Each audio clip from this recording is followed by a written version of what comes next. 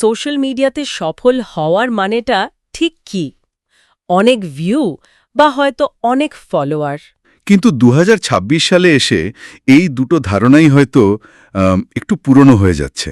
ঠিক, আজ আমরা ঠিক এই বিষয় নিয়েই গভীরভাবে আলোচনা করব। আমাদের হাতে একজন কন্টেন্ট ক্রিয়েটর আর একজন বিশেষজ্ঞ মেন্টরের একটা স্ট্র্যাটেজি সেশনের সব নোটস আছে। হ্যাঁ, আর এটা কিন্তু শুধু কিছু টিপস বা ট্রিক্স নিয়ে আলোচনা নয়, এটা একটা সম্পূর্ণ কেস স্টাডি। একদম। কিভাবে শূন্য থেকে একটা ভিডিওর আইডিয়া তৈরি হলো, সেটাকে পাবলিশ করে তার ডেটা বিশ্লেষণ করা হলো। এবং সেই ডেটা ব্যবহার করে পরের ভিডিওর জন্য প্রায় একটা ভাইরাল মেশিনের ব্লুপ্রিন্ট বানানো হলো। এর আসল লক্ষ্য কিন্তু ভিউয়ার বাড়ানো নয়। তাহলে লক্ষ্যটা কি? লক্ষ্য হলো একদল সুপার ফ্যান তৈরি করা। সুপার ফ্যান শব্দটা বেশ আকর্ষণীয়। চলুন তাহলে শুরু করা যাক। এই সেশনের শুরুতেই ক্রিয়েটর কিছু খুব সাধারণ প্রশ্ন তুলেছিলেন, যা আমাদের অনেকের মনেই ঘোরে। কীরকম প্রশ্ন? যেমন ধরুন, আজকাল একটা ভিডিওর জন্য হুক বা প্রথম ৩ সেকেন্ড বেশি জরুরি, নাকি পুরো ভিডিওতে দর্শককে ধরে রাখা, মানে রিটেনশন? এটাই ছিল আলোচনার প্রথম গুরুত্বপূর্ণ মোড়। মেন্টর এখানে প্রচলিত ধারণার বাইরে গিয়ে কিছু নতুন মেট্রিকের কথা বলেন। নতুন মেট্রিক? হ্যাঁ, তার মতে ২০২৬ সালে লাইক বা কমেন্টের চেয়েও দুটো জিনিস অনেক অনেক বেশি শক্তিশালী হয়ে উঠেছে। আচ্ছা, কি সেই দুটো জিনিস? এক হলো ডুয়েল টাইম, মানে একজন দর্শক আপনার কন্টেন্টে ঠিক কতটা সময় দিচ্ছে। আর দ্বিতীয়টা, এবং এটাই সবচেয়ে অবাক করার মতো, কি সেটা? Profile click. প্রোফাইল ক্লিক মানে কেউ ভিডিও দেখে আমার প্রোফাইলে ক্লিক করলো। হ্যাঁ। এটা এত গুরুত্বপূর্ণ কেন? ঠিক এখানেই আসল মনস্তত্ত্বের খেলা। মেন্টরের বিশ্লেষণ অনুযায়ী একটা প্রোফাইল ক্লিক অ্যালগোরিদমের কাছে একটা লাইকের চেয়ে ২৪ গুণ বেশি শক্তিশালী সংকেত। ১ মিনিট, ২৪ গুণ? এটা তো অবিশ্বাস্য। হ্যাঁ, অবিশ্বাস্যই। কারণটা ভাবুন, লাইক দেওয়াটা তো একটা প্রায় অভ্যাস হয়ে গেছে, আমরা স্ক্রল করতে করতে দিয়ে দিই। কিন্তু যখন কেউ আপনার প্রোফাইলে ক্লিক করে, সেই সক্রিয়ভাবে আরও জানতে চাইছে। এক্স্যাক্টলি, সে আপনার পরিচয়ে, আপনার কাজ, আপনার জগৎটাকে বুঝতে আগ্রহী। এটা প্ল্যাটফর্মকে জানায় যে শুধু আপনার এই একটা ভিডিও নয়, আপনার পুরো অ্যাকাউন্টটাই মূল্যবান। তার মানে প্ল্যাটফর্ম চাইছে ইউজাররা যেন অ্যাপের মধ্যেই বেশি সময় কাটায়, বাইরের লিঙ্কে ক্লিক করার চেয়েও। এটা বেশি লাভজনক। এটাকে তো জিরো ক্লিক কন্টেন্ট বলে, তাই না? ঠিক তাই, যেখানে সব তথ্য ভিডিওর মধ্যেই দিয়ে দেওয়া হয়। কিন্তু এতে কি ক্রিয়েটরের নিজের ওয়েবসাইটের ট্রাফিক কমে যাওয়ার ঝুঁকি নেই? মানে দীর্ঘমেয়াদে এটা কি লাভজনক? খুব ভালো একটা প্রশ্ন। হয়তো স্বল্প মেয়াদে মনে হতে পারে যে ট্রাফিক কমছে, কিন্তু মেন্টরের যুক্তিটা ভাবুন। আপনি যখন প্ল্যাটফর্মকে সেটাই দিচ্ছেন যা সে চায়, মানে ইউজারকে অ্যাপে ধরে রাখছেন। হ্যাঁ, তখন প্ল্যাটফর্ম আপনাকে পুরস্কার হিসেবে আরও বেশি মানুষের কাছে পৌঁছে দেবে। আর একবার আপনার কমিউনিটি তৈরি হয়ে গেলে ওই সুপার ফ্যানরা আপনার ওয়েবসাইটে ঠিকই যাবে। এটা প্রথমে বিশ্বাস অর্জনের খেলা, তারপর ট্রাফিকের। আর হুক বনাম রিটেনশন লড়াইয়ে কি হবে? রিটেনশন পুরস্কার বিজয়ী। হুক হলো সদর দরজা, কিন্তু রিটেনশন হলো আপনার বাড়ির ভেতরের আতিথেয়তা। ওটাই প্রমাণ করে আপনার কন্টেন্ট শেয়ার করার যোগ্য। আচ্ছা, এই সব থিওরি তো দারুণ শোনালো, কিন্তু বাস্তবে যখন ক্রিয়েটর এগুলো ব্যবহার করে প্রথম ভিডিওটি বানালেন, তখন কি ঘটল? স্ক্রিপ্টটা ঠিক কেমন ছিল?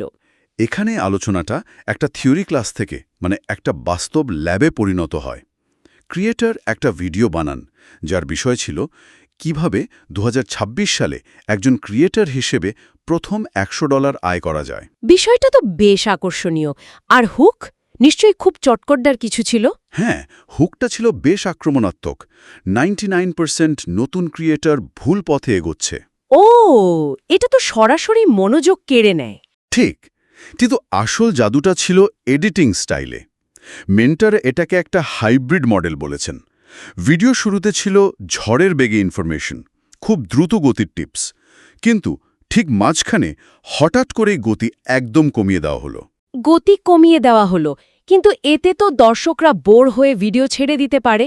আমারও প্রথমে ঠিক এটাই মনে হয়েছিল, কিন্তু এখানেই মেন্টরের একটা অসাধারণ কৌশল ছিল, যাকে তিনি বলছেন প্যাটার্ন ইন্টারাপ্ট। প্যাটার্ন ইন্টারাপ্ট, এটা কি জিনিস? ভাবুন, দর্শক যখন দ্রুতগতির জাম্প কাট এডিটিং দেখতে অভ্যস্ত, তাদের মস্তিষ্ক একটা নির্দিষ্ট ছন্দে চলে এসেছে। ঠিক সেই মুহূর্তে যখন ভিডিওর গতি হঠাৎ ধীর হয়ে যায়, আর ক্রিয়েটর একটা ব্যক্তিগত আবেগঘন গল্প বলতে শুরু করে, তখন দর্শকের মনোযোগের প্যাটার্নটা ভেঙে যায়। একদম, এটা তাদের স্ক্রল করার ঘোর থেকে বের করে আনে আর নতুন করে মনোযোগ দিতে বাধ্য করে। এটা তো বেশ অবাক করার মতো। আচ্ছা, ভিডিওর শেষে দর্শকদের জন্য কোনো কল টু অ্যাকশন ছিল? ছিল।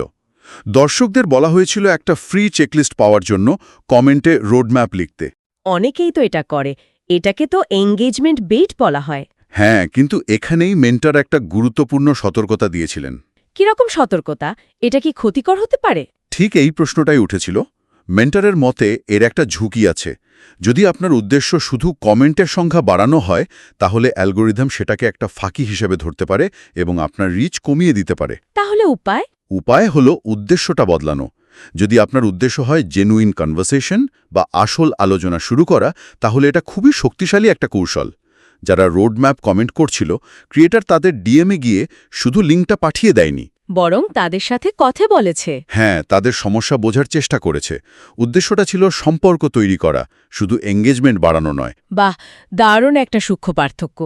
আচ্ছা, ভিডিও তো পাবলিশ হলো, আমি তো ডেটা দেখার জন্য অধীর হয়ে আছি। ৪৮ ঘন্টা পর ফলাফলটা কি ছিল? ফলাফলটা ছিল অসাধারণ আর কিছু ক্ষেত্রে একেবারে অপ্রত্যাশিত। প্রথমত, হুকের রিটেনশন ছিল 85%। 85%? এটা তো খুবই ভালো। হ্যাঁ, মানে প্রথম কয়েক সেকেন্ডে ১০০ জনের মধ্যে ৮৫ জনই ভিডিওতে থেকে গিয়েছিল। কিন্তু একটা জায়গায় এসে রিটেনশন হঠাৎ করে 10% কমে যায়। কোন জায়গায়? যেখানে ক্রিয়েটর একটি টেকনিক্যাল শব্দ ব্যবহার করেছিলেন, digital product ecosystem. Digital product ecosystem শব্দটা শুনতেই তো একটু ভারী লাগছে। এর মানে কি? ঠিক এটাই হলো সমস্যা। এর সহজ মানে হলো একজন ক্রিয়েটরের নিজের তৈরি করা ডিজিটাল পণ্যের জগৎ, যেমন ই-বুক, কোর্স, চেকলিস্ট। কিন্তু যখনই দর্শক এমন একটা ভারী শব্দ শোনে যা সে বোঝে না, তার মনে হয় এটা আমার জন্য নয়। আর সে ভিডিও ছেড়ে দেয়। একদম। ডেটা পরিষ্কারভাবে এই মনস্তাত্ত্বিক প্রতিক্রিয়াটা দেখিয়ে দিয়েছে। কিন্তু আমি যেটা শুনে সবচেয়ে বেশি অবাক হলাম, সেটা হলো ওই ধীরগতির আবেগঘন গল্প বলার অংশে নাকি রিটেনশন বেড়েছিল। ঠিক তাই। যেখানে আশঙ্কা করা হচ্ছিল যে দর্শক বোর হয়ে যাবে, সেখানে রিটেনশন উল্টো 5% বেড়ে যায়। অবিশ্বাস্য। যান্ত্রিক তথ্যের চেয়ে আসল আবেগঘন মানবিক গল্পের সঙ্গে অনেক বেশি সংযোগ স্থাপন করে। তারা একজন বিশেষজ্ঞের চেয়ে একজন বন্ধুর কাছ থেকে শিখতে বেশি ভালোবাসে। আর ফলোয়ার, প্রোফাইল ক্লিকে আসা দর্শকরা কি ফলোয়ারে পরিণত হচ্ছিল? হ্যাঁ, প্রোফাইল ভিজিটারদের মধ্যে ফলোয়ার হওয়ার হার ছিল 20%, যা প্রথম ভিডিও হিসেবে বেশ ভালো। কিন্তু সবচেয়ে মূল্যবান তথ্যটা পাওয়া গিয়েছিল ডিএম থেকে। যারা রোডম্যাপ চেয়েছিল তাদের কাছ থেকে। হ্যাঁ, তাদের সাথে কথা বলে ক্রিয়েটর দর্শকদের 3টি মূল সমস্যার কথা জানতে পারেন। কি কি সমস্যা? 1. তাদের ভিডিওর ভিউ 10-15তে আটকে যাচ্ছে। 2. কোন এআই টুল ব্যবহার করবে তা নিয়ে তারা বিভ্রান্ত। আর 3. তারা নিজেদের জন্য কোনো নির্দিষ্ট বিষয়ে বা নিচ খুঁজে পাচ্ছে না। বাহ, এটা তো একটা সোনার খনি। তার মানে ক্রিয়েটর এখন সরাসরি তার দর্শকদের কাছ থেকে জেনে গেছে যে তাদের ঠিক কি প্রয়োজন। একদম। এই ডেটা দিয়ে তো পরের ভিডিওর জন্য একটা নিখুঁত ব্লুপ্রিন্ট বানানো সম্ভব। এটাকেই মেন্টর বলেছেন ডেটা ড্রিভেন কন্টেন্ট স্ট্র্যাটেজি। তো দ্বিতীয় ভিডিওর জন্য কি কি পরিবর্তনের কথা ভাবা হলো? প্রথমত, ওই যে টেকনিক্যাল শব্দের সমস্যাটা, ওটা সমাধানের জন্য ভিজুয়াল অ্যানালজি বা সহজ দৃশ্যমান উপমা ব্যবহারের সিদ্ধান্ত নেওয়া হলো। মানে একটা উদাহরণ দিন। যেমন ডিজিটাল প্রোডাক্ট ইকোসিস্টেমের মতো কঠিন শব্দ ব্যবহার না করে সেটিকে একটি আম গাছের উদাহরণ দিয়ে বোঝানো হবে, যে গাছ একবার লাগালে, একটু যত্ন করলে বছরের পর বছর ফল দেয়। বাহ, এটা দর্শকের মনে একটা ছবি তৈরি করে এবং ধারণাটা সহজে গেঁথে যায়। দারুণ আইডিয়া। আর ফলোয়ার বাড়ানোর জন্য? এর জন্য একটা শক্তিশালী পিন্ড পোস্ট স্ট্র্যাটেজি নেওয়া হয়। পরিকল্পনাটা হলো প্রোফাইলে সবসময় 3টে পোস্ট পিন করে রাখা হবে। কি রকম পোস্ট? প্রথম পোস্টে থাকবে ক্রিয়েটরের নিজের আসল আবেগঘন গল্প, তার ব্যর্থতা, তার সাফল্য। দ্বিতীয় পোস্টটি হবে ওই ফ্রি চেকলিস্টের কার্যকারিতা নিয়ে, মানে ইউজারদের সফলতার গল্প। আর তৃতীয় পোস্টটি হবে ক্রিয়েটরের মিশন নিয়ে। এই 3টে পোস্ট মিলে একজন নতুন ভিজিটরকে কয়েক মিনিটের মধ্যেই ভক্তে পরিণত করার ক্ষমতা রাখে, একটা ফানেলের মতো। ঠিক তাই, প্রোফাইলের ভেতরেই একটা ফানেল। কিন্তু দ্বিতীয় ভিডিওর হুক আর কল টু অ্যাকশন কি একই রাখা হয়েছিল? না, সেগুলোকে আরও ধারালো করা হয়। দ্বিতীয় ভিডিওর হুক হিসেবে দর্শকদের সবচেয়ে বড় সমস্যাটাকেই বেছে নেওয়া হয়। মানে আপনার ভিডিও কি 10-15 ভিউতে আটকে যাচ্ছে? এই প্রশ্নটা একদম। যে এই সমস্যায় ভুগছে সে এই লাইনটা শোনার সাথে সাথে ভিডিওতে আটকে যাবে। আর কল টু অ্যাকশন, ওটাকে কিভাবে আরও শক্তিশালী করা হলো? এখানেই সবচেয়ে বড় পরিবর্তনটা আনা হয়।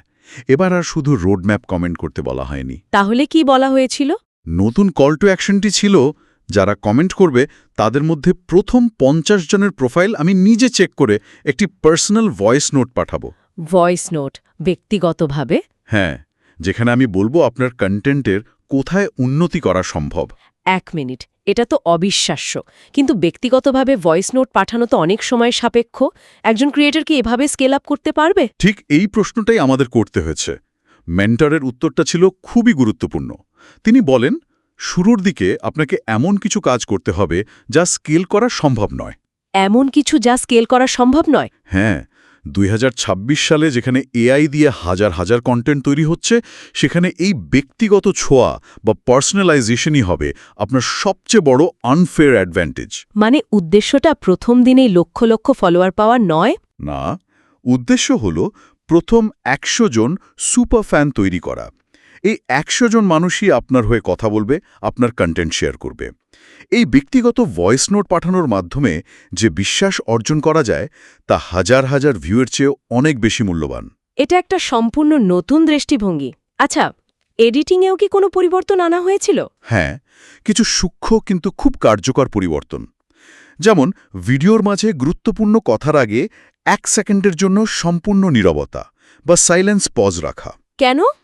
এই আকস্মিক নীরবতা দর্শকের মনোযোগকে আবার কেন্দ্রীভূত করে, আর যে আবেগঘন গল্প বলার অংশটি ছিল সেখানে ব্যাকগ্রাউন্ডে খুব হালকা একটা হার্টবিট বা হৃদস্পন্দনের সাউন্ড এফেক্ট যোগ করার পরিকল্পনা করা হয়, যা দর্শকের অবচেতন মনে একটা আবেগঘন প্রভাব ফেলবে।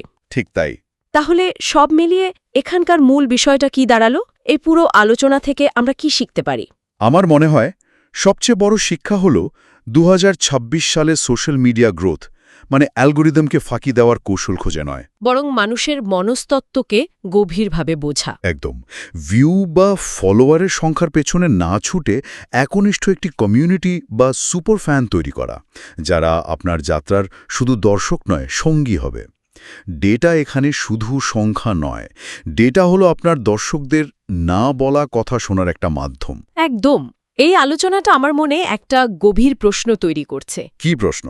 আমরা এমন এক যুগে প্রবেশ করছি যেখানে কন্টেন্ট ক্রিয়েটররা শুধু সম্প্রচারক নন, তারা একজন কমিউনিটি লিডার। আর আপনি যেমনটা বললেন, 2026 সালের সবচেয়ে মূল্যবান মুদ্রা হয়তো ভিউ বা ফলোয়ার হবে না, হবে বিশ্বাস। হ্যাঁ, বিশ্বাস। কিন্তু প্রশ্নটা হলো, ব্যক্তিগতভাবে ভয়েস নোট পাঠিয়ে যে বিশ্বাস অর্জন করা যায়, সেই মানবিক ছোঁয়াকে বড় পরিসরে বা স্কেল আপ করে ধরে রাখা কতটা সম্ভব? একজন ক্রিয়েটর যখন জনপ্রিয় হয়ে উঠবে, তখন সে কিভাবে হাজার হাজার মানুষের সাথে এই ব্যক্তিগত সম্পর্ক বজায় রাখবে? আর এর উত্তরে হয়তো ভবিষ্যতে সফল ক্রিয়েটরদের নির্ধারণ করে দেবে।